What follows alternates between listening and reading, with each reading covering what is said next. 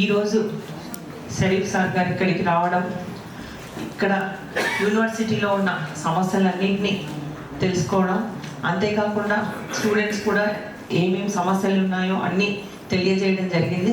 ముఖ్యంగా ఫ్యాకల్టీ లేదు అని కోరడం జరిగింది. అంతేకాకుండా ఇక్కడ స్టడీ మెటీరియల్ కావాలి అని కూడా అడగడం జరిగింది. అంతేకాకుండా ఇక్కడ హాస్టల్ స్పెషాలిటీస్ కూడా లేవు, గతంలో ఉన్నాయి, ఇప్పుడు లేవని చెప్తా ఉన్నారు.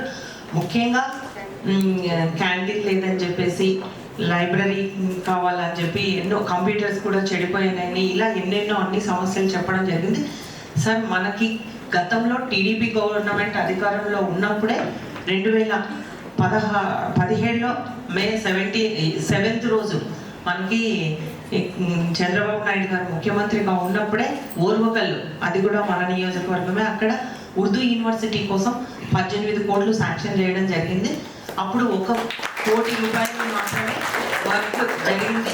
గత 5 ఏళ్లలో ఒక్క ఇటుక కూడా వేసిన పాపాన పోలేదు. ఏ మాత్రం ఎక్కడున్న పనులు అక్కడే ఆగిపోయారు సార్. చాలాసార్లు గతంలో ప్రతిపక్షంలో ఉన్నప్పుడు కూడా మేము చాలాసార్లు వెళ్ళి అక్కడ చూడడం జరిగింది. ఈరోజు కూడా మీరు అక్కడికి వస్తారు, చూస్తారని అక్కడికి వెళ్ళాం సార్. కానీ మనకి ఇక్కడ ఈరోజు రెంటెడ్ బిల్డింగ్లో జరుగుతూ ఉంది ఇది.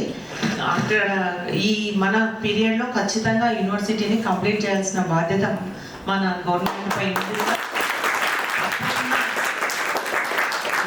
తప్పకుండా సీఎం గారి దృష్టికి తీసుకెళ్ళి అది మనం అంతా చేయాలి సార్.